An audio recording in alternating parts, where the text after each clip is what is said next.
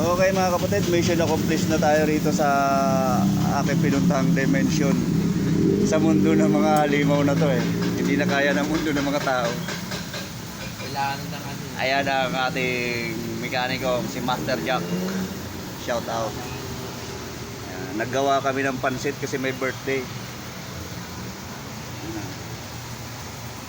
So sa mga nagwa-wiring, sa gumawa nito, shout out. kinana ka. Pinahirapan mo si Master Jack. Pinahirapan mo kung saan ang ground mo, dinaan yung mga ground na yan, pinag-isa-isa mo. Shout out sa'yo kapatid. Sino ka man. Kung sino ka man. Salamat sa'yo. Nabigyan mo ng si Master Jack, kaunting kaalaman dahil do sa RPM niya na tumataas, baba. Taas talaga nasa pula Putang na. Para kang nakaano. Dahil kung pa nakabig-big. Nakaminor pa lang, nasa taas na Mga palo na ng dos Yun lang. So yun, matutuwa na yung customer nito ni Master Jack dahil sa ginawa niya.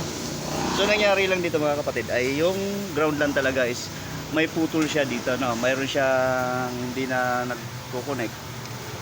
Kaya gano'n na nangyari. So kahit nag-direct kasi dito yung unang gumawa nito, bago dalhin dito sa Motorstar. Nag-direct dito kaya ang dami nito, mga gantong mga socket, mga terminal kung saan nila itinahan yung mga wiring. So ayan, inayos na lang natin yung wiring ngayon. Ayan, si Master Jack na ang bahala dyan. Tayo ay pauwi na. So ayan, ito ang kalagayan. Ang dami kasi niyang mga accessories kaya si Master Jack kabisado niya naman kung saan niya binaklas yan. Kasi kahapon, anong ginawa? Hila-hila na lang? Hila-hila. Okay.